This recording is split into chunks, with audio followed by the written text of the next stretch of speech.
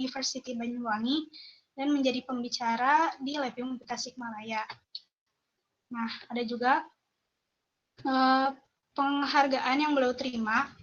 Di sini banyak banget. Jadi saya akan membacakan yang terbarunya, yaitu sebagai peraih Gold Medal Innovative Science kategori in ISAF pada bulan Februari tahun 2021. Ada juga sebagai peraih The Best Staff Achievers The Scientific Department pada bulan Desember tahun 2020. Dan beberapa penghargaan lainnya. Nah, beliau ini memiliki ketertarikan dengan kepemimpinan, kepenulisan, membaca, desainer, public speaking, medical physics enthusiast, renewable new energy enthusiast, dan sociopreneur project. Nah, ada juga nih buku yang udah Kak Firman ini terbitkan, judulnya Berbeda Langit Asrama. Bisa banget nih buat teman-teman cek langsung bukunya di Guepedia. Wah, luar biasa sekali ya pemateri kita pada malam hari ini, Teh. Pastinya makin antusias nih untuk ikut pemateriannya. Sebelumnya, apakah Kak Firman sudah berada di room ini? Halo, selamat malam teman-teman. Baik, Kak. Maka dari itu, tanpa berlama-lama lagi, kami persilakan kepada Kak Firman untuk menyampaikan pemateriannya. Baik, terima kasih. Mohon cek apakah suara saya sudah terdengar? Sudah, Kak. Sudah terdengar. Baik, terima kasih. Mungkin mohon izin ya dari panitia untuk slideshow secara full ya untuk PPT-nya.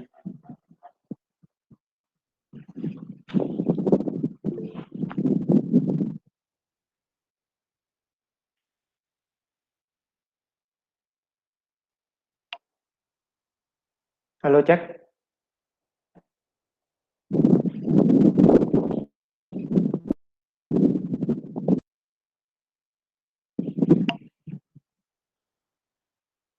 Oke, mungkin sambil menunggu,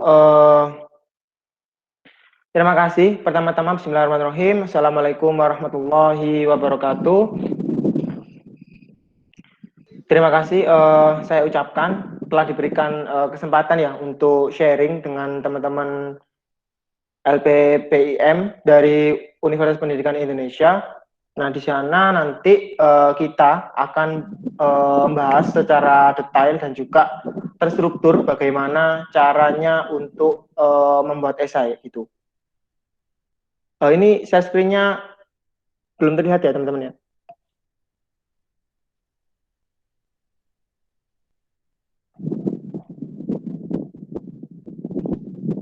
Ya maaf Kak, mungkin ada sedikit kendala. Oke.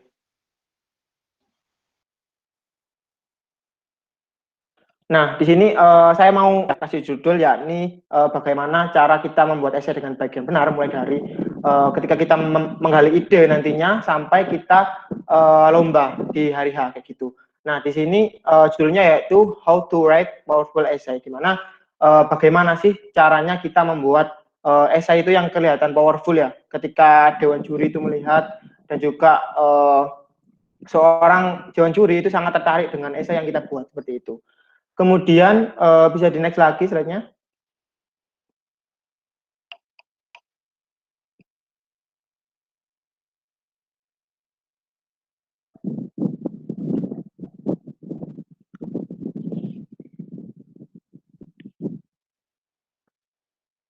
Halo, cek.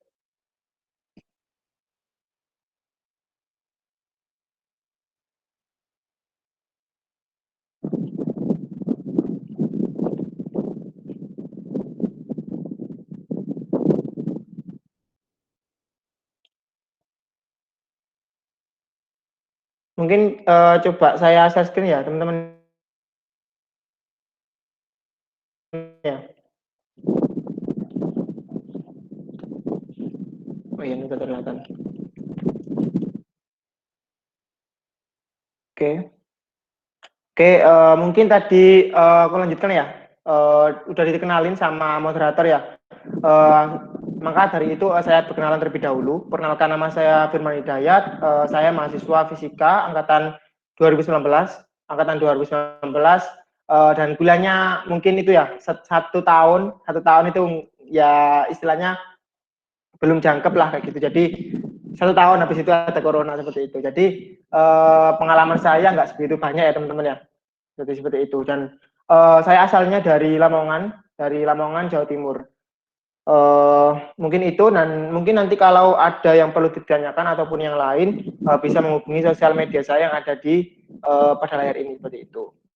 Jadi next lagi.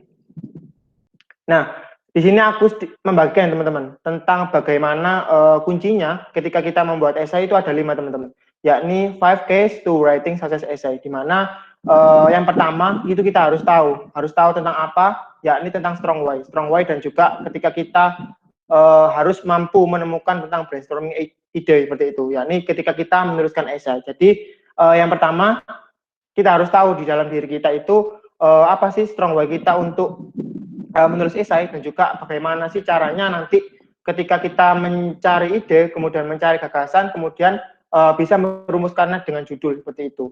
Kemudian mungkin yang kedua ya tentang how to make good title in the essay, di mana ketika kita sudah mendapatkan sebuah ide, nah kita harus merujukkan dalam artian kita mengkerucutkan menjadi sebuah judul, yakni sebuah judul yang baik itu ada tipsnya teman-teman. Nanti aku sedikit membagikan ya seperti itu. Dan juga yang ketiga itu how to make good introduction in the essay, yakni tentang pendahuluan. Nah, di pendahuluan ini ada beberapa aspek yang sangat penting, dan juga nantinya aspek yang sangat penting ya terkait latar belakang, dan kemudian bagaimana menyusun latar belakang yang baik dan benar sampai mengkerucut ke judul ataupun ide kita seperti itu. Kemudian yang keempat yakni tentang how to make good body in the essay, di mana menuliskan pembahasan ataupun isi ya. Kalau di essay kan ada 3 ya, yakni dari pendahuluan, kemudian isi, dan juga penutup. Jadi bagaimana sih susunannya, kemudian konten-konten apa saja sih yang ada di bagian isi itu nanti akan saya jelaskan seperti itu.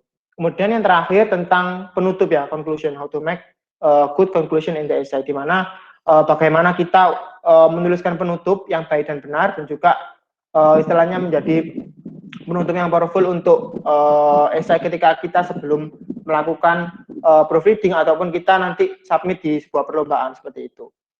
Oke, bisa di next. Nah, di sini kita harus tahu teman-teman, pengertian dari esai ilmiah itu apa sih? Yakni tulisan yang memenuhi kaidah-kaidah ilmiah. Nah, kaidah-kaidah ilmiah ini dalam artian itu berdasarkan rujukan jurnal ilmiah, di mana kita nggak hanya tentang argumen kita saja, tetapi harus ada rujukan ataupun sitasi yang kita ambil dari sitasi ilmiah ataupun dari data, misal dari BPS dan lain sebagainya seperti itu, dan ditulis secara sistematis. Nah, di sini nggak boleh dibolak-balik. Jadi kalau esai itu harus sistematis dan juga urut seperti itu, dan dapat menghadirkan solusi atas permasalahan serta perspektif pendapat baru dari seorang penulis, dan juga didukung oleh penelitian yang ada seperti itu. Kemudian tentang aspek yang dibutuhkan dalam ketika kita menuliskan esai ilmiah itu apa saja sih? Yakni yang pertama tentunya reading ya teman-teman. Nah, di sini tidak menutup kemungkinan kalau kita saat ini kan istilahnya kita sekarang itu berdasarkan apa yang kita baca seperti itu. Jadi semakin kita banyak membaca itu semakin banyak rujukan kita tentang ilmu pengetahuan seperti itu. Kemudian yang kedua yakni writing, di mana ketika kita sudah membaca itu kita harus mampu untuk menuliskannya seperti itu, harus mampu untuk menuliskannya. Kemudian yang ketiga tidak kalah pentingnya ya ini tentang public speaking. Nah, public speaking ini sangat berguna dan juga sangat dituntut teman-teman untuk bisa menyampaikan ide nanti di saat ketika berhadapan dengan dewan juri kepada peserta yang lain di final seperti itu. Kemudian yang keempat yakni teamwork, di mana kita juga di esai ini dituntut untuk memiliki kinerja dan juga kerjasama tim yang baik seperti itu. Kemudian yang terakhir sendiri ini tentang kompleks problem solving, di mana dapat menyelesaikan masalah dari yang masalah yang kita temukan di sekitar kita seperti itu. Yakni jadi teman-teman untungnya juga ketika kita berani untuk membuat esai dan juga menulis esai ilmiah itu kita otomatis teman-teman dapat 5 skill ini kayak gitu. Secara tidak langsung di dalam diri kita itu sudah diasah tentang skill reading, writing, public speaking, teamwork, dan juga kompleks problem solving kayak gitu. Jadi skill ini mungkin relate dengan kondisi seorang mahasiswa, dan juga nantinya relate juga ketika kita nanti mempersiapkan diri kita untuk kegiatan pasca kampus seperti itu teman-teman. Oke, bisa di next. Nah, seringkali kita dihadapkan ya tentang karya ilmiah dan juga esai ilmiah. Nah, itu perbedaannya apa saja sih? Nah, di sini sedikit aku disclaimer ya di awal, bagaimana apa sih perbedaan antara karya tulis ilmiah dan juga esai ilmiah kayak gitu. Jadi terkadang kita mungkin yang awam ya, yang masih belum tahu detail tentang isinya, bedanya apa sih tentang karya ilmiah dan juga esai ilmiah. Nah, yang pertama, di mana kalau karya tulis ilmiah itu berdasarkan studi literatur, studi lapangan, dan juga studi laboratorium. Adapun esai ilmiah itu berdasarkan gagasan tertulis teman-teman. Yakni kebanyakan kalau esai itu bersifat gagasan, yakni gagasan yang futuristik, yakni bisa diterapkan di masa yang akan datang seperti itu. Kemudian yang kedua yakni kalau dari karya ilmiah sendiri itu untuk strukturnya itu terdiri dari 5 bab. Nah, terdiri dari 5 bab. Adapun untuk esai ilmiah itu cuma 3 bab ya. Untuk 3 bab ini antara lain yakni pendahuluan, isi, dan juga penutup. Jadi bisa dikonklusikan, bisa disimpulkan bahwa esai ini bentuk minimalis dari karya tulis ilmiah seperti itu. Kemudian biasanya ya untuk jumlah halaman sendiri kalau karya ilmiah itu 20 halaman, namun kalau esai ilmiah itu lebih sedikit dan juga lebih dipadatkan ya, biasanya 5 sampai 10 halaman seperti itu. Dan ada teman-teman di suatu kompetisi itu yang memaksa kita ataupun men-challenge dari diri kita itu menuliskan esai itu hanya 1 halaman kayak gitu. Jadi antara pendahuluan, kemudian isi, dan juga penutup itu hanya 1 halaman. Nah, itu mungkin challenge ya bagi seorang penulis esai itu, bagaimana sih kita dapat menyampaikan suatu gagasan yang kita tuliskan itu dalam 1 halaman saja kayak gitu. Jadi ada yang seperti itu. Kemudian isinya itu kalau karya ilmiah itu lebih kompleks, dan juga esai ilmiah itu lebih minimalis kayak gitu. Dan yang terakhir ya, ini mungkin yang sangat bedanya sangat menonjol ya. Kalau karya ilmiah itu 70% fakta dan 30%-nya opini, yakni didukung dari 30%-nya itu pendapatnya penulis kayak gitu. Tetapi 70%-nya itu dari hasil penelitian. Adapun kalau esai ilmiah itu lebih ditekankan itu atas solusi dari argumentasi dari penulisnya kayak gitu. Tetapi tidak menutup kemungkinan harus dimasukkan berupa fakta ataupun data yang mendukung dari argumen yang kita sampaikan di tulisan kita seperti itu. Mungkin itu ya bedanya antara karya tulis ilmiah dan juga esai ilmiah. Oke, bisa di next lagi. Nah, ini teman-teman ya, ada sebuah buku yang sangat menarik ya. Mungkin nanti bisa dibaca ataupun bisa diambil insight dari buku ini, yakni buku yang ditulis oleh Simon Sinek, di mana beliau sangat menceritakan banyak tentang buku ini, yakni Start with Why, di mana kita memulai sesuatu, baik itu di organisasi, di kepenulisan, ataupun di lain sebagainya, itu berdasarkan harus kita tahu teman-teman. Di dalam konsep Golden Circle itu diawali dengan why, kemudian how, kemudian what. Yakni kita harus tahu mengapa sih kita sebagai mahasiswa itu harus menulis, itu harus tahu seperti itu. Sebelum kita menulis itu harus tahu strong why-nya kayak gitu. Jadi untuk menemukan strong why tadi itu saya sarankan ya untuk membaca bukunya Simon Sinek ini kayak gitu. Jadi banyak insight yang nanti akan yang didapatkan oleh teman-teman seperti itu. Bisa di next. Nah, tentang strong why tadi ya. Nah, di sini aku sedikit cerita tentang apa sih strong why-ku ketika menulis esai ilmiah ataupun karya ilmiah dan ataupun mengikuti invention internasional dan lain sebagainya. Itu yang pertama ya, teman-teman ya. Ini tentu yang sangat relate dengan kita ya. Ini tentang implementasi ilmu kita, di mana ketika kita berkuliah, ketika kita mendapatkan ilmu itu kalau serasa nggak tahu tentang aplikasinya itu untuk apa, itu mungkin sangat mengambang ya kayak gitu. Oh, aku belajar mata kuliah ini itu untuk apa sih kayak gitu. Nah, di sana itu esai ini sebagai ajang kita ya, ajang kita tentang bagaimana sih kita dapat menyelesaikan persoalan di sekitar kita itu dengan latar belakang keilmuan kita seperti itu. Jadi yang pertama tentang implementasi ilmu itu seperti itu. Kemudian yang kedua tentang networking ya. Ya, ini yang mungkin kalau kondisinya offline itu sangat banyak ya kita dapatkan networking dari teman-teman yang lain ketika kita lolos di final. Nah, itu kan banyak ya dari universitas yang lain itu tentunya mereka-mereka yang datang di final itu bukan orang-orang sembarangan kayak gitu. Jadi di situ ya ada circle positif di mana kita sangat membutuhkan circle itu nantinya untuk persiapan kita ketika pasca kampus nanti seperti itu. Kemudian yang ketiga tentang apply beasiswa. Nah, apply beasiswa ini sangat membantu sekali ketika kita dapat prestasi, ketika kita sudah ada skill untuk menulis, udah ada prestasi yang banyak di bidang kepenulisan, itu seorang reviewer beasiswa itu sangat melihat teman-teman. Bedanya apa sih kita dengan mahasiswa yang lain kayak gitu. Jadi selain kita melakukan tridharma perguruan tinggi tentang pengabdian masyarakat, kemudian melakukan pengajaran dan lain sebagainya, itu tentang kita kompetisi itu sangat penting juga, sangat dilihat dan juga mungkin sangat membantu teman-teman nanti ketika daftar beasiswa ya kayak gitu. Kemudian yang keempat ini tentang ajang pemanasan ya sebelum skripsi. Nah ini sangat real sekali, di mana ketika kita lomba esai itu kan pastinya kita di final ya, di final itu bertemu dengan seorang dewan juri yang istilahnya udah profesor dan lain sebagainya. Nah di sana itu bentuk wujud apa ya, latihan kita, bentuk wujud latihan kita, bagaimana kita menjawab pertanyaan dari dewan juri yang baik dan benar itu bagaimana. Nah itu sebagai istilahnya kita dapat satu tingkat di atas teman-teman kita yang lain kayak gitu, yang cuma hanya belajar di kelas aja kayak gitu. Jadi mungkin itu ya untuk yang nomor 4. Kemudian yang terakhir itu untuk membanggakan orang terdekat dan juga alma mater. Nah, di mana ketika kita mendapatkan juara, mendapatkan sebuah apresiasi, nah itu universitas itu sangat membutuhkan teman-teman. Nah, karena tidak menutup kemungkinan universitas itu sangat membutuhkan prestasi dari mahasiswanya kayak gitu.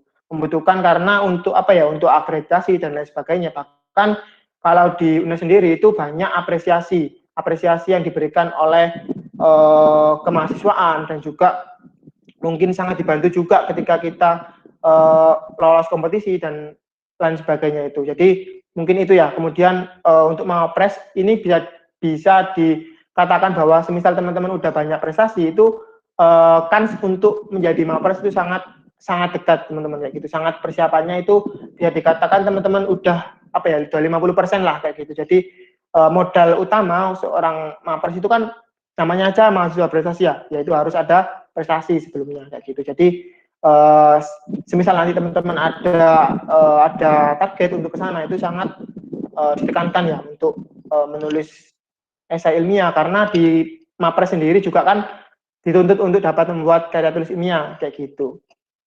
Oke, bisa di next lagi.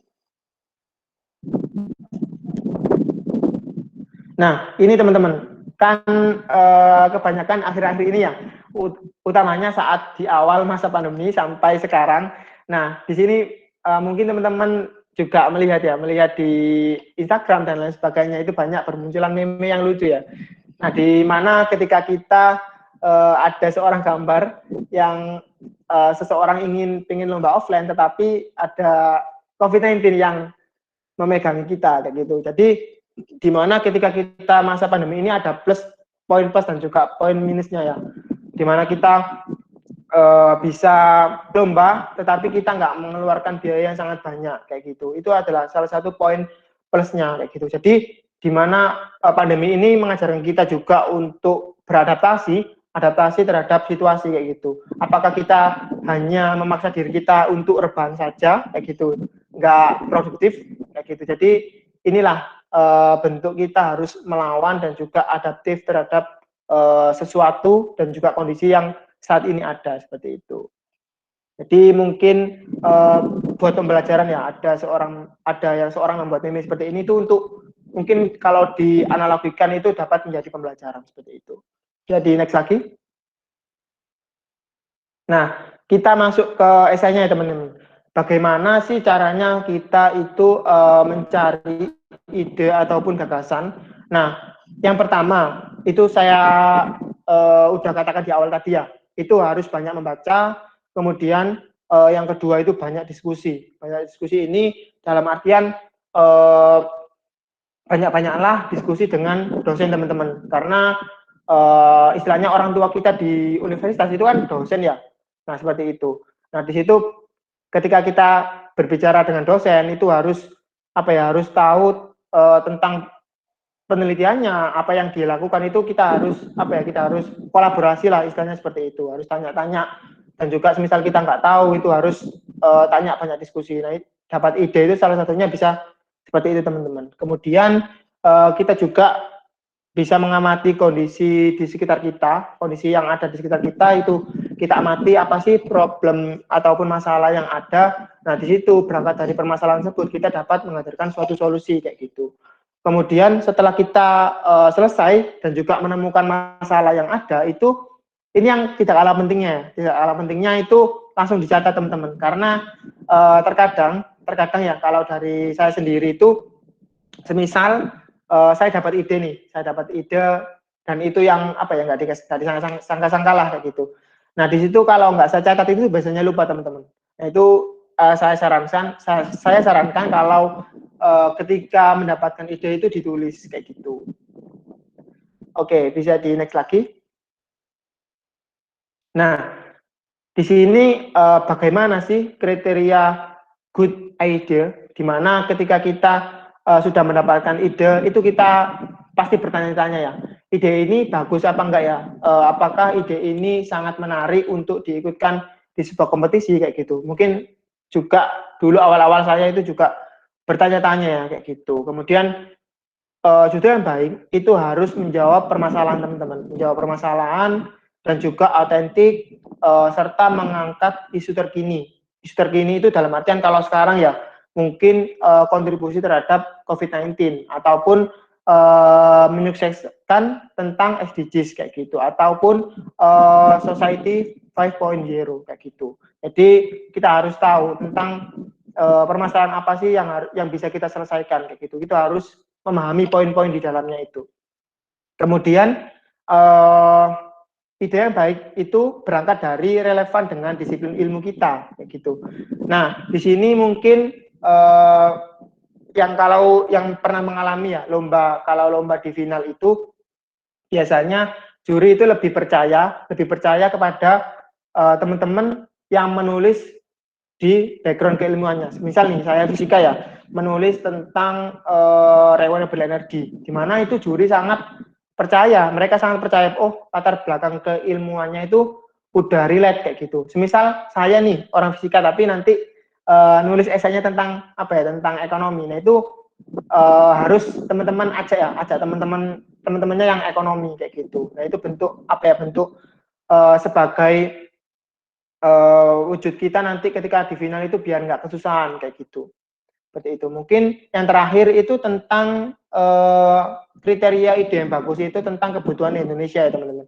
Kebutuhan Indonesia ini relate dengan Indonesia Emas tahun 2045, di mana kita nantinya di tahun 2045 itu mencapai suatu titik keemasan, dan itu wujud ide apa sih yang ingin kita berikan saat nanti Indonesia mencapai titik puncak emasnya. Di sana itu harus teman-teman pelajari ya, harus cari sebelum nantinya menulis esai itu harus paham dulu kayak gitu. Kemudian yang terakhir itu tentang kembali lagi ke tujuan besar dunia, yakni tentang SDGs, di mana ada SDGs ini sampai tahun 2030 kayak gitu. Jadi mungkin seperti itu ya teman-teman tentang kriteria ide yang bagus. Bisa di next. Nah, ketika kita sudah menemukan ide, itu kita langsung masuk ya, langsung ke judul esainya. Nah, judul esai yang baik itu ada 3 teman-teman, ada tiga aspek yang harus benar-benar diperhatikan dan juga menjadi poin penting ketika kita menuliskan judul kayak gitu. Yang pertama yakni judul itu harus memuat suatu masalah. Harus memuat suatu masalah, harus memuat suatu tujuan, dan juga harus memuat suatu solusi. Dan ketiga hal tersebut itu harus ada ketika kita membuat judul kayak gitu. Nah, contohnya ini ya, Actation Agrotourism Application, optimalisasi agrowisata petik buah naga berbasis aplikasi guna menjaga stabilitas ekonomi petani milenial dalam menghadapi pandemi COVID-19. Di mana letak permasalahannya itu bagaimana sih seorang petani buah naga ketika menghadapi pandemi COVID-19 kayak gitu. Masalahnya itu seperti itu. Kemudian tujuannya itu untuk apa? Ya, ini tujuannya untuk menjaga stabilitas ekonominya itu di suatu wisata itu agar dapat stabil ketika pandemi COVID-19 ini sedang berlangsung kayak gitu. Dan terakhir itu berupa solusinya. Apa sih yang bisa kita tawarkan terhadap masalah dan juga tujuan yang sudah kita rumuskan? Nah, itu tentang kita membuat suatu aplikasi, yakni aplikasi yang membantu para petani dan juga para pekerja di wisata tersebut agar wisata tersebut tetap berjalan saat di masa pandemi COVID-19 seperti itu. Jadi saya tekankan lagi kalau membuat judul ya teman-teman itu harus ada masalah, harus ada tujuan, dan juga yang terakhir harus memuat suatu solusi kayak gitu. Bisa di next lagi. Nah, ini ada judul yang kedua ya. Ya, judul yang kedua ini tentang energi terbarukan ya. Strategi implementasi sistem pembangkit listrik tenaga biohybrid guna mewujudkan desa mandiri energi sebagai upaya peningkatan pendapatan ekonomi masyarakat. Nah, di sini masalahnya letaknya di mana? Bahwa di Indonesia itu belum adanya desa mandiri energi, yakni desa yang benar-benar memanfaatkan sumber daya alam yang ada di desanya itu menjadi desa mandiri energi. Nah, di sana berangkat dari esai ini ya teman-teman. Ini kemarin sempat juga setelah saya menuliskan esai ini saya mengikutkan di PHP 2D ya, itu tentang solar panel, solar cell yang berjudul tentang memanfaatkan desa panel surya untuk membuat desa mandiri energi kayak gitu. Yakni di mana kegiatan di desa tersebut itu hampir semua harus di cover oleh solar panel kayak gitu, tentang kegiatan pertanian, perikanan dan lain sebagainya kayak gitu. Dan di sini itu masalahnya udah ada ya. Kemudian tujuannya apa? Ya, ini tujuannya untuk meningkatkan pendapatan ekonomi masyarakat. Di mana yang desanya dulu belum ada lampu ya, belum ada lampu. Kalau kemarin saya itu belum ada lampu, dan juga ketika solar panelnya itu udah bisa digunakan, itu kita pasang lampu teman-teman, pasang lampu dan juga udah bisa digunakan sekarang seperti itu. Dan ya free energy, kita nggak pakai listrik dari PLN seperti itu. Dan juga solusinya itu tadi kalau di judul ini yakni membuat suatu pembangkit listrik kayak gitu. Jadi mungkin itu ya tentang pembuatan judul esai seperti itu. Lihat di next. Oke, kita masuk ke mungkin struktur ya. Kita masuk ke struktur yang di pendahuluan. Ya, kemarin kan sudah saya kirimkan ya tentang esainya, di mana ketika kita menuliskan sebuah pendahuluan itu biasanya kebanyakan yang metodenya dipakai itu tentang piramida terbalik, yakni dari permasalahan yang masalahnya itu bersifat umum, kemudian menuju ke khusus, dan juga yang terakhir mengkerucut ke inti ataupun judul penelitian kayak gitu. Nah, terlihat ya bahwa di sini di kalimat nomor 1 sampai nomor 2 itu permasalahan dunia kayak gitu. Kemudian di kalimat nomor 3 sama nomor 4 itu permasalahan nasional. Nah, kita bisa melihat ya dari dunia ke permasalahan nasional. Kemudian yang kelima sampai ke 6 itu permasalahan mengkerucut lagi nih ke sektor wisata kayak gitu. Sektor wisata, kemudian di kalimat yang nomor 7 itu kita masuk lagi lebih spesifik itu ke permasalahan sektor agrowisata gitu. Jadi ketika kita menuliskan pendahuluan itu harus tahu teman-teman alur kita seperti apa. Oh, di kalimat ini aku pengen bahas ini, mulai dari yang bersifat secara umum sampai bersifat secara khusus kayak gitu. Bisa di next lagi. Nah, ini lanjutannya ya.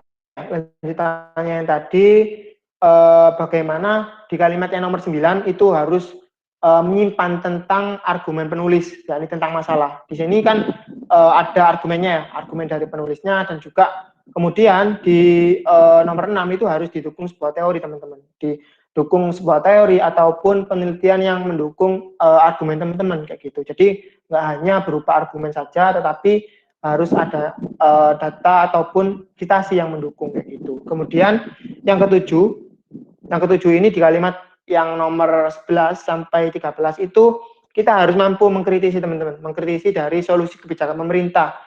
Istilahnya yang masih kurang masif lah, kayak gitu, tentang kebijakan pemerintah saat ini, kayak gitu. Bahwa solusi yang ditawarkan oleh pemerintah itu masih ada kekurangan seperti bla bla bla, kayak gitu. Jadi harus ada di situ. Kemudian setelah kita tahu tentang solusi yang saat ini ada, baru kita tawarkan solusi yang ingin kita tawarkan itu di kalimat yang nomor 14, gitu. Sebelum kita masuk ke judul ya. Jadi sebelum kita masuk ke judul itu harus kita tawarkan solusi kita dan diakhiri dengan judul kita, kayak gitu. Jadi untuk urutannya, skema dan juga urutan latar belakang kepenulisannya seperti itu, teman-teman. Dari garis besarnya seperti itu, dari piramida terbalik dan juga nantinya terakhir diakhiri di judul, kayak gitu. Jadi next.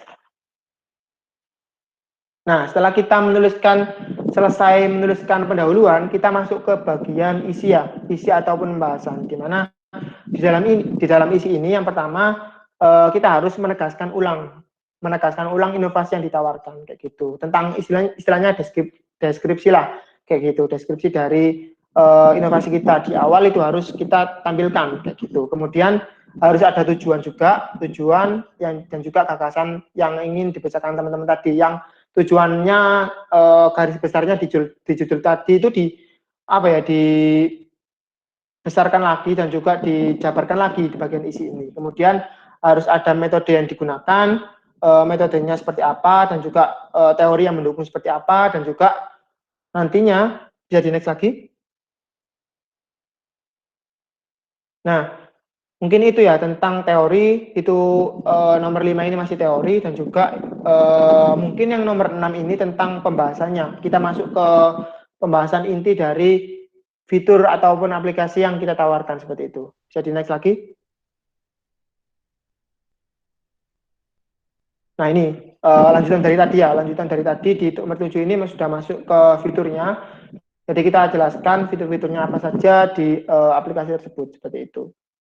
Bisa di next. Nah, selain itu harus ada tentang visualisasi ya, visualisasi rancangan atau program, di mana kita membuat aplikasi itu harus ada sinergitas, kemudian fiturnya apa saja, dan juga luarannya yang diharapkan apa saja. Nah, di sana itu kita jelasin, teman-teman, ketika sudah membuat gambaran lah, istilahnya kasaran, itu harus dijelasin tentang isinya dari aplikasinya itu apa saja, sinergitasnya apa saja, kemudian fiturnya apa saja, dan juga luaran yang diharapkannya itu apa saja, kayak gitu. Jadi harus ada tentang visualisasi ataupun rancangan programnya, kayak gitu. Bisa di next lagi. Selain itu ini sedikit tambahan ya, teman-teman, sedikit tambahan bahwasannya ketika kita menuliskan esai itu ketika halamannya itu masih ada, maksudnya dalam artian masih bisa dimasukkan, itu saya sarankan itu masukkan ini, teman-teman, tentang konsep teori pentahelik, di mana ini strategi antara kolaborasi antara pemerintah, kemudian komunitas media, akademisi, dan juga entrepreneur. Nah, kayak gitu. Jadi konsep teori pentahelik ini sangat baik untuk dimasukkan ketika di pembahasan. Nah, namun kalau semisal nggak muat halamannya, itu bisa diopsikan diletakkan di di lampiran, kayak gitu. Seperti itu. Bisa di next lagi. Nah, ini tadi ya tentang penjelasan dari konsep teori pentaheliknya. Nanti bisa dipelajari sendiri ya. Pasti ada banyak kok. Maksudnya contoh-contohnya, kayak gitu. Jadi next lagi.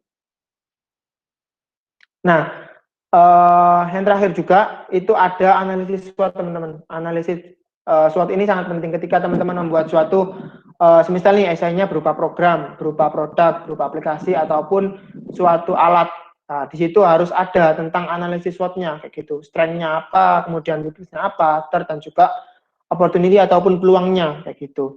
Nah, di situ harus dituliskan ya. Paling enggak gambarannya seperti ini ya, kayak gitu teman-teman. Nanti kreativitasnya itu terserah teman-teman lagi kayak gitu. Jadi harus ada analisis SWOT kayak gitu teman-teman.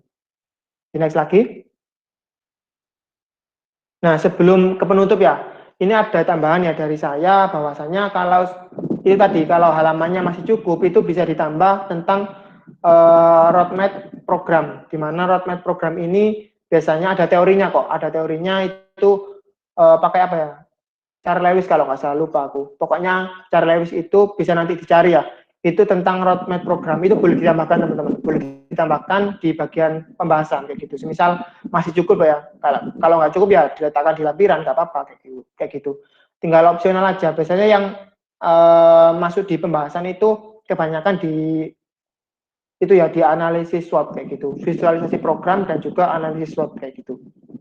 Kemudian di penutup ya, di penutup ini tentang kesimpulan atas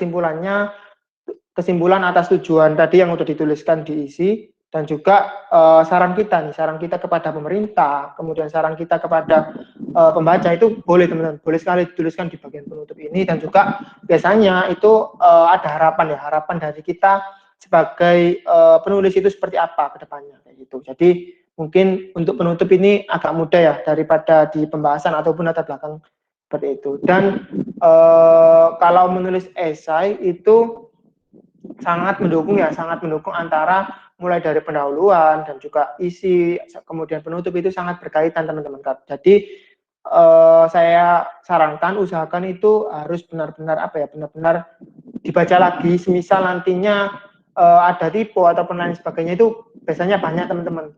Kita nggak menyadari ya kayak gitu. Kadang ada tipe dan lain sebagainya itu biasanya hal-hal kecil yang esai kita bagus, namun karena ada hal tersebut itu mengurangi esai kita menjadi ada sedikit kesalahan kayak gitu.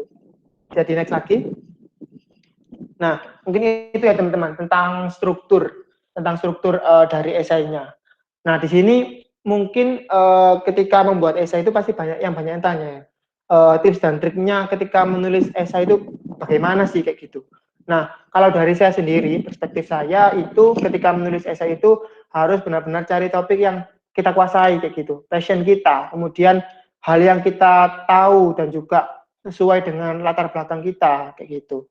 Jadi kita nantinya kedepannya itu sangat mudah teman-teman, sangat mudah untuk menuliskan topik yang kita kuasai kayak gitu. Misalnya kita nggak tahu topik yang nggak kita kuasai, pasti kan nanti kesulitan ya kayak gitu.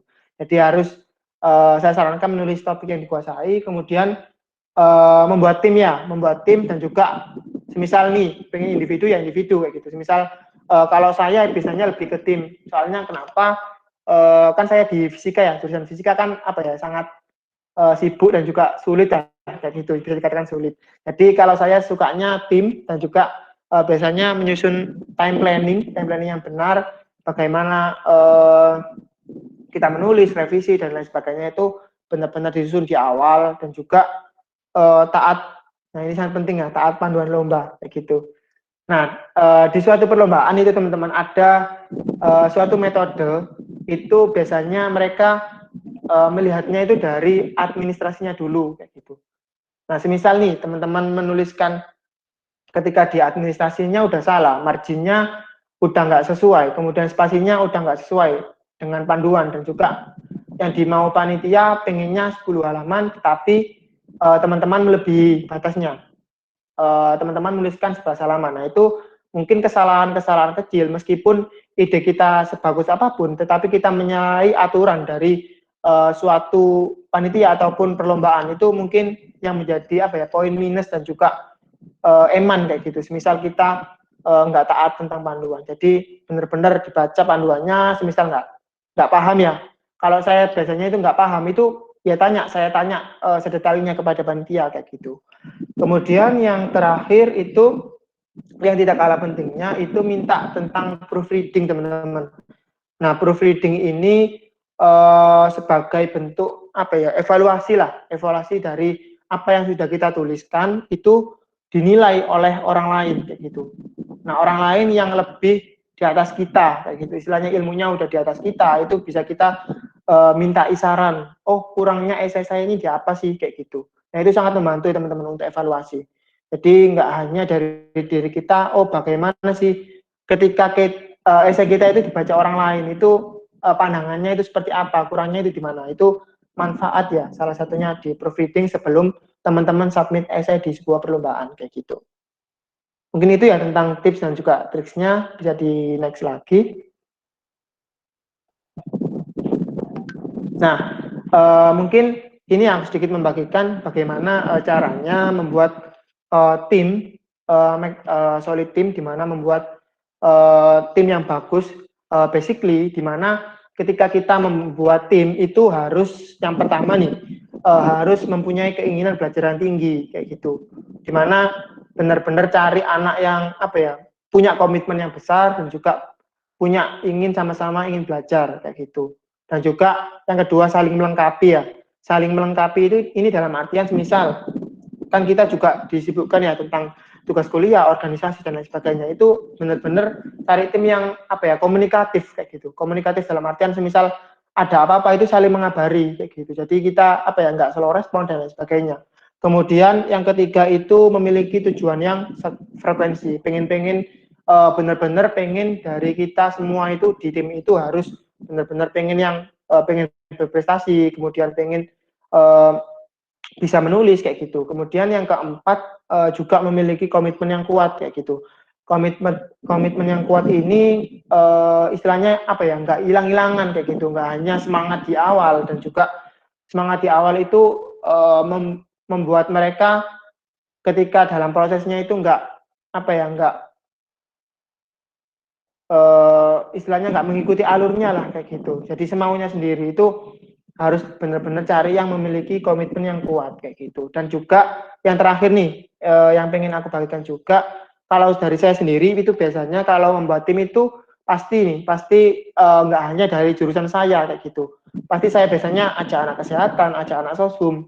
Nah itu kalau berbeda latar belakang keilmuan itu semakin kaya teman-teman. Ketika nanti di final, kita kan nggak menutup kemungkinan ya, dari juri itu nggak hanya dari saintek kayak gitu. Ada juga juri yang dari sosum. Nah, di mana kita semisal cuma aja anak saintek nih, keilmuannya hanya dari sains dan juga kesehatan, nggak mengajak anak ekonomi. Nah, di sana kemungkinan jurinya ada yang dari ekonomi. Nah, itu seorang dewan juri itu biasanya kalau bertanya itu berdasarkan dari latar belakang keilmuan mereka kayak gitu.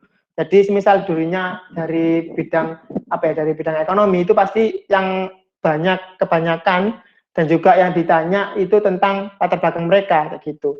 Nah, semisal gini kita udah menyiapkan dan udah bisa. Namun semisal kita ditanya lebih dalam lagi, itu yang sangat kesulitan ya teman-teman kayak kita. Karena kita hanya terbatas dan juga belajar keilmuannya itu hanya sesekali aja, nggak mendalami secara penuh kayak gitu. Nah, itu manfaatnya ketika tim kita itu berdasarkan dari latar belakang keilmuan yang benar-benar berbeda kayak gitu. Jadi next lagi. Mungkin ini ya yang juga aku bagikan kepada teman-teman tentang fighting formula ketika berkompetisi. Nah, di mana ada 3 teman-teman. Ada 3, yakni yang pertama itu harus benar-benar meluruskan niat kita di awal, itu harus ditata apa sih niat kita ikut kompetisi ini. Kemudian setelah kita udah niatnya istilahnya udah ditata dengan baik, itu kita harus benar-benar sempurnakan proses kita kayak gitu. Misal kita prosesnya nggak sempurna, prosesnya lebih struggle dari kelompok lain, itu pasti kelihatan teman-teman. Kelompok seorang yang menyiapkan ketika berkompetisi dengan sebaik-baiknya itu sangat berbeda teman-teman. Ketika yang menyiapkan kompetisi itu hanya apa ya, asal-asalan aja kayak gitu, itu sangat kelihatan. Jadi harus benar-benar disempurnakan prosesnya. Dan juga yang terakhir, ketika kita sudah berproses secara maksimal, tenaga kita sudah keluarkan, itu yang ketiga itu sangat penting ya, jangan cemaskan hasil kayak gitu. Jadi ya udah kita serahkan kepada yang di atas kayak gitu. Urusan hasil itu urusan yang di atas, kita sudah berusaha dan ya itu pokoknya jangan cemaskan hasilnya kayak gitu. Boleh kita berharap, namun istilahnya jangan cemas tentang hasilnya kayak gitu, karena kita sudah berusaha dan juga percaya.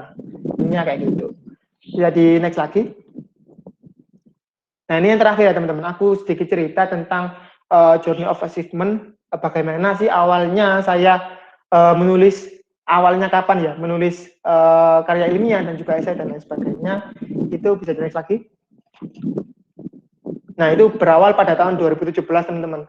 Nah, itu saat masa SMA ya, saat masa SMA itu kelas 1 kalau nggak salah, kelas 1 kalau nggak kelas 2.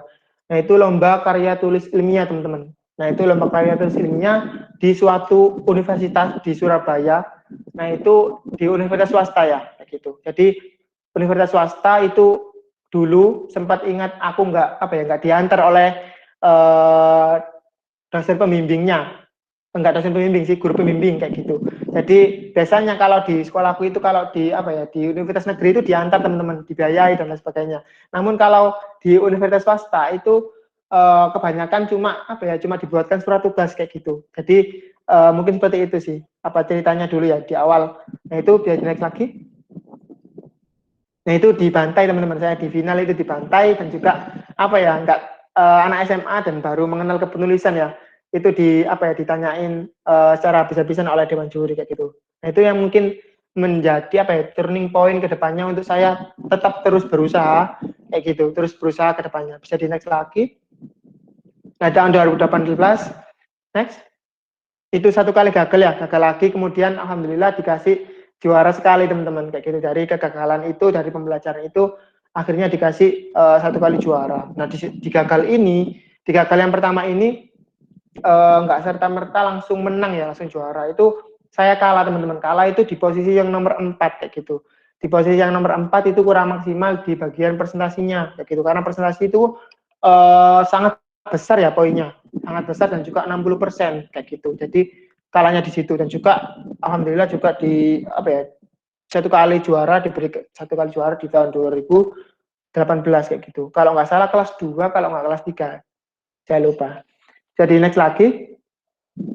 Nah, di tahun 2019 ya teman-teman. Ini ketika saya menjadi mahasiswa baru di UNER di semester 1 itu saya ingin men-challenge teman-teman, men-challenge diri saya. Oh, saya ingin tahu sih bedanya kompetisi kepenulisan saat masa SMA dan juga di masa kuliah itu seperti apa sih, bedanya di mana. Ternyata nggak jauh beda teman-teman, tapi bentuk struggle dan juga tentang saingannya dan juga karya-karyanya itu benar-benar lebih menarik dan juga benar-benar lebih lebih mendalam risetnya kayak gitu. Jadi satu kali ya, dan alhamdulillah langsung juara teman-teman, karena lombanya di UNER sendiri kayak gitu, di UNER sendiri, dan itu masih saat maba ya, semester 1 kayak gitu.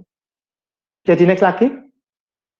Nah, di tahun 2020 ini alhamdulillah ya, mungkin di awal 2020 itu kan masih belum pandemi ya, mulai dari bulan Januari sampai bulan Maret, di pertengahan itu saya sempat lomba 3 kali teman-teman, 3 kali, dan itu di Jawa Timur semuanya kayak gitu. Dan itu mungkin sampai dengan akhir pandemi, kalau bisa dihitung ya, saya produktif ya, karena ada ya sesuatu yang ingin dikejar, dan juga kemudian pengen daftar beasiswa dan lain sebagainya, itu harus benar-benar mengumpulkan prestasi dan juga perlu effort besar juga, dan alhamdulillah sampai 25 kali juara kayak gitu teman-teman. Ya istilahnya membengkak lah dari tahun 2019 sampai tahun 2020 kayak gitu.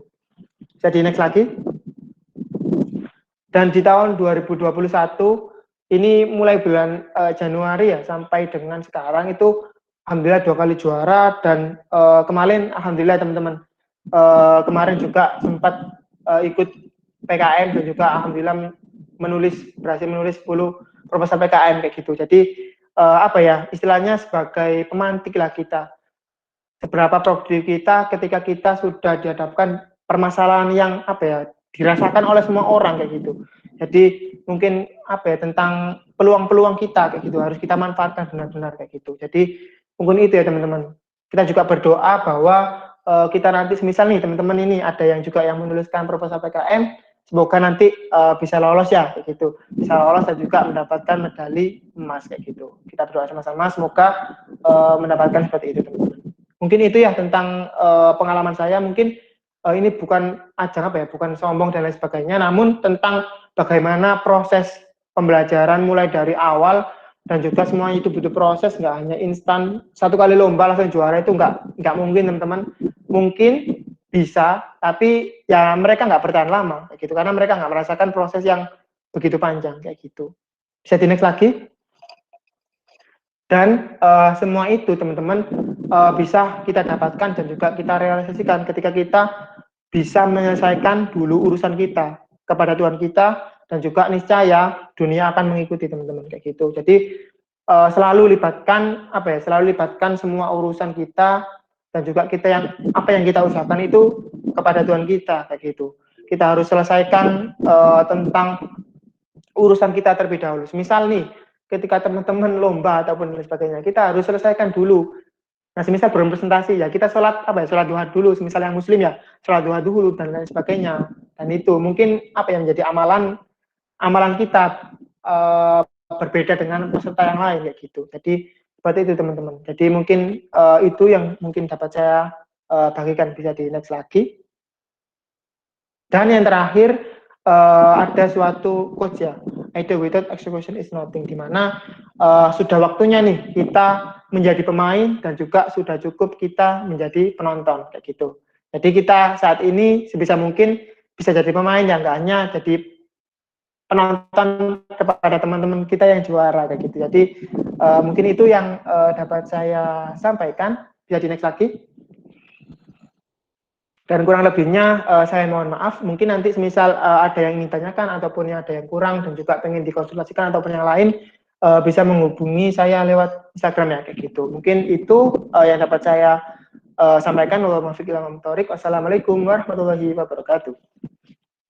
Waalaikumsalam warahmatullahi wabarakatuh.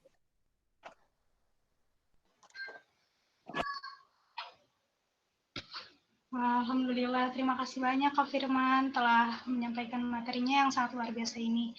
Nah, dari tadi kan kita udah nyimak nih materinya, udah ada gambaran belum nih buat teman-teman tentang esai ini?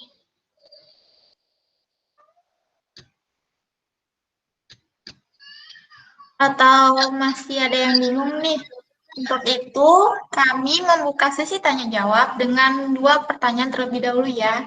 Jika masih ada waktu, bisa bertanya lagi.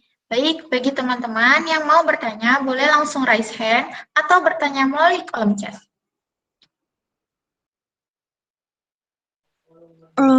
Maaf, saya mau izin bertanya, boleh? Boleh, silakan Teh.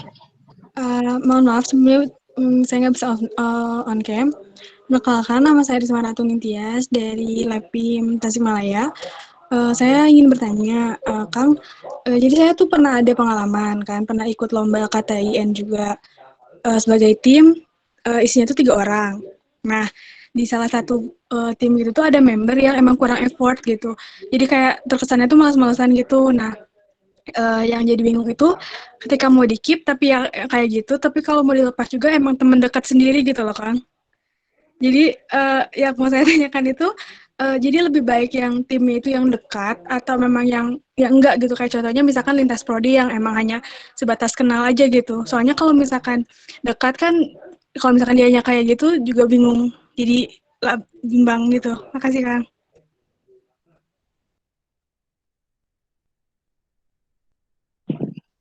Oke, apakah sudah boleh dijawab? Mau langsung dijawab atau ditampung dulu, Kang? Mungkin langsung jawab aja ya, nanti biar nggak lupa ya gitu. Enggak, Kang, Oke. boleh langsung. Mohon izin menjawab ya dari pertanyaan dari Risma, yang sangat menarik ya teman-teman, tentang ketika kita udah di tim dan juga dari salah satu teman kita itu teman dekat kita, tetapi mereka effortnya itu kurang dan juga kemauannya untuk sama-sama berprestasi itu sangat kurang kayak gitu.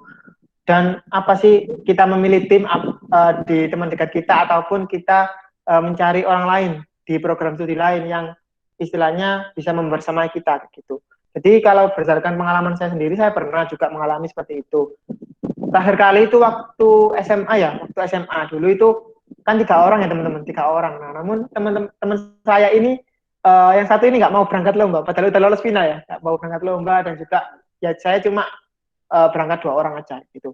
Dan itu menjadi pembelajaran saya kayak gitu, menjadi pembelajaran saya bahwa ketika kita mencari tim itu chemistry itu bisa dibentuk teman-teman. Misal kita masih jauh dari prodi kita itu, ya itu bisa dibentuk dengan apa ya, internalisasi yang baik di dalam tim kita kayak gitu. Kita nggak hanya membahas tentang apa ya, tentang lomba kita aja, tapi bisa membahas yang lain kayak gitu. Jadi itu ya, untuk internalisasi biasanya itu dibentuk dulu internalisasinya di dalam tim itu, kemudian sambil kita membuat dan juga menyusun time planning itu tadi. Jadi kalau saran dari saya tuh ya nggak apa-apa, nggak harus, saya biasanya ya nggak harus dari teman dekat kita kan, meskipun teman dekat kita itu niat kita itu udah berbeda kayak gitu, dan juga tujuan kita itu udah berbeda. Dan yang saya share tadi itu cari tujuannya benar-benar sefrekuensi itu tadi kayak gitu. Jadi tak boleh cari teman-teman yang prodi lain dan juga istilahnya punya komitmen yang kuat kayak gitu. Kalau dari saya biasanya ya saya biasanya nggak sebegitu apa ya, mempermasalahkan itu, tetapi saya benar-benar cari orang-orang yang benar-benar punya effort yang besar untuk apa ya, untuk membersamai mulai dari perlombaan dan sampai selesai lomba gitu. Dan saya punya tim ya, sekarang udah lulus dari kuliah, udah tahun terakhir itu sejak SMA sampai kuliah kayak gitu. Nah itu ya emang berjalan sampai saat ini. Dan kakak tingkat saya dan juga udah mau wisuda kayak gitu. Jadi biasanya saya itu jadi apa ya, semakin kita internalisasinya yang harus dibentuk dulu kayak gitu. Jadi tipsnya seperti itu. Risma, terima kasih. Oke, baik Kang. Terima kasih banyak Kang.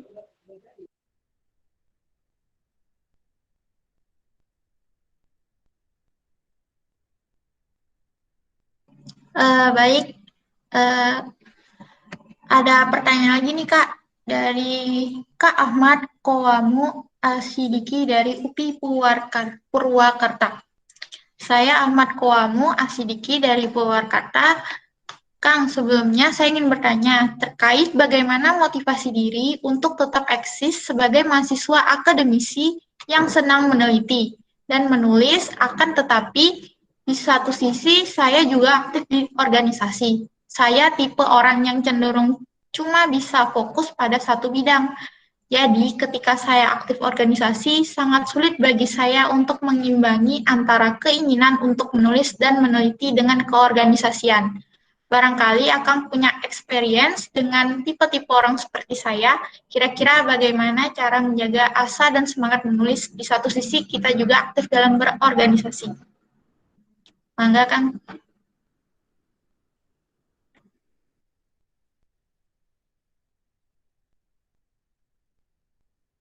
Oke, terima kasih. Pertanyaan dari Ahmad ya. Pertanyaan sangat baik ya dari Ahmad. Bahwasanya ketika kita sudah berorganisasi dihadapi organisasi dan juga dihadapi tentang seksual, saya terdengar ya teman-teman ya? Halo Cak? Oke.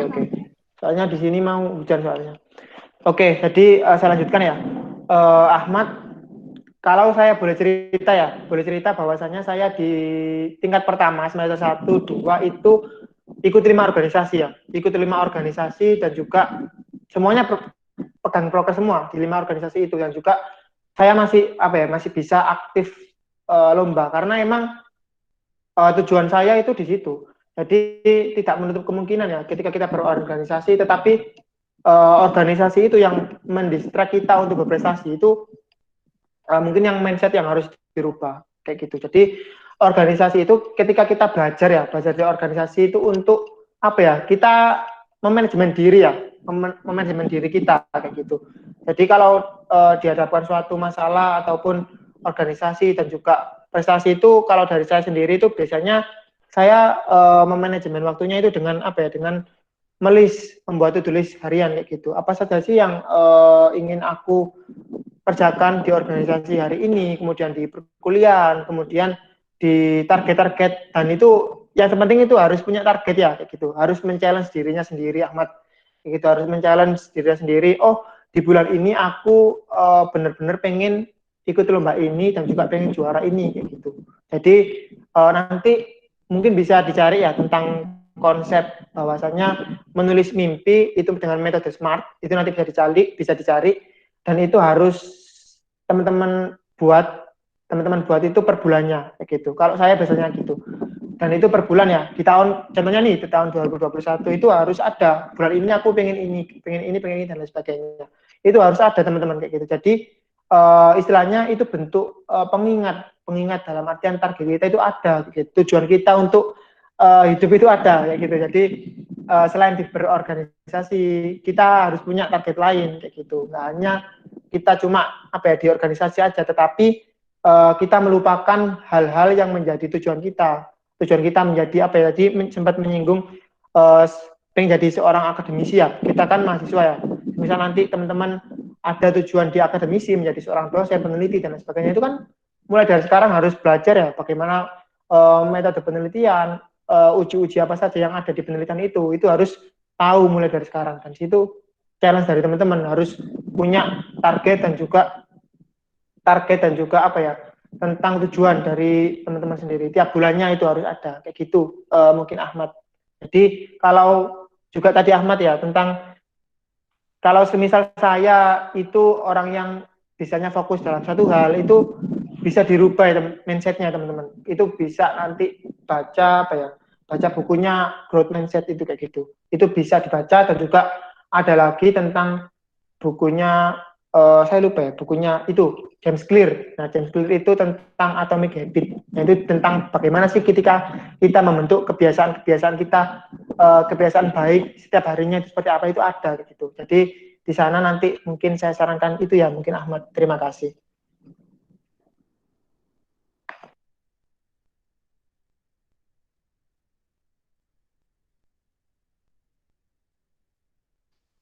Oke, baik.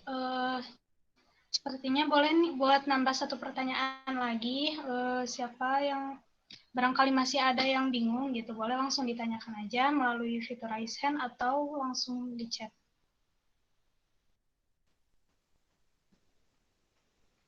Mau izin bertanya, Teh? Iya, boleh Teh, silakan. Baik, terima kasih kesempatannya, Teh. Dan terima kasih kepada Kang Firman atas pemaparannya tadi. Sebelumnya, saya Iva Fadilah dari Lepim UPI Purwakarta. Izin bertanya, Kang. Saya sering terkendala di esai itu kan identik dengan solusi atau produk atau gagasan. Nah, seringkali khawatir tidak benar-benar bisa mengimplementasikannya gitu, Kang. Jadi problemnya setiap kali mau ikut esai itu, yang kemarin aja belum ada realisasi yang bagus gitu. Terus kalau mau ikut lagi, khawatir solusinya itu tidak bisa diimplementasikan lagi. Itu kan problemnya. Jadi setiap esai tidak ada implementasi yang pastinya gitu. Misalnya kayak cuma sekedar rancangan, saya kayak aplikasi gitu ya, Kang. Cuman nyampe di bagian tahap UI UX design atau di analisisnya seperti itu, Kang. Jadi bagaimana ya, Kang, solusinya? Terima kasih. Oke, terima kasih. Boleh langsung dijawab ya, moderator ya?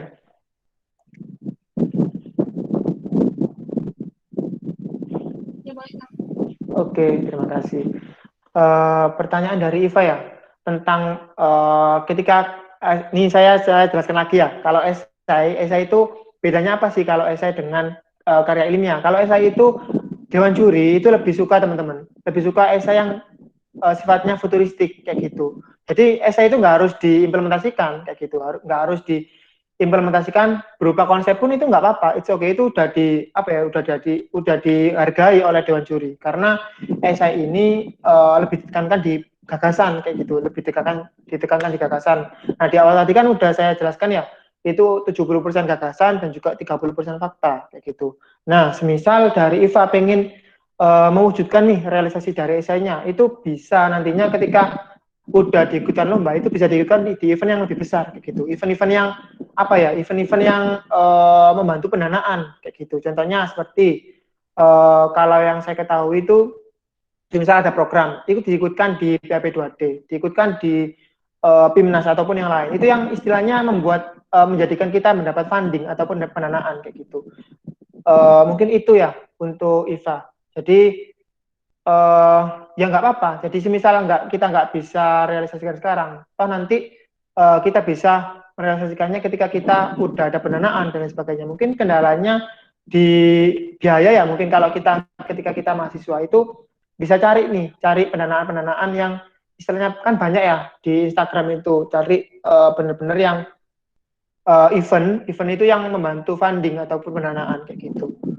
Mungkin itu sih kalau dari pengalaman saya kemarin. Nih saya kan buat esai tentang energi ya itu tadi ya.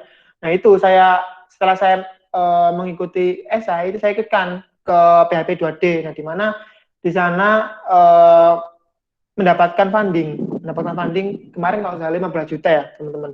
Itu untuk realisasinya. Nah itu bentuk apa ya? Bentuk realisasi dari esai kita kayak gitu. Jadi bisa seperti itu solusinya untuk benar-benar kalau dari IFA itu pengen merealisasikan. Atau nanti misal kalau di stuck di ide sampai di UI ataupun ketika kita membuat aplikasi ya udah nggak apa-apa, itu bentuk realisasi kita untuk mewujudkan ide kita kayak gitu. Itu sudah dihargai kayak gitu sih IFA. Dan juga juri lebih suka yang benar-benar bersifat futuristik kalau bisa seperti itu. Terima kasih banyak Kang Firman atas jawabannya.